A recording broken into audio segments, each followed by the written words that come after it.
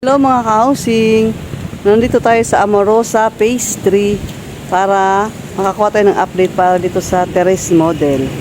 Kaya tara, tingnan natin yung updated construction dito. Amorrosa Phase 3 Theresse model. Ayan na po yung updated ng Theresse model. Okay natin yung loob. Bawal na po, pwede pumasok dito pero ito ko sa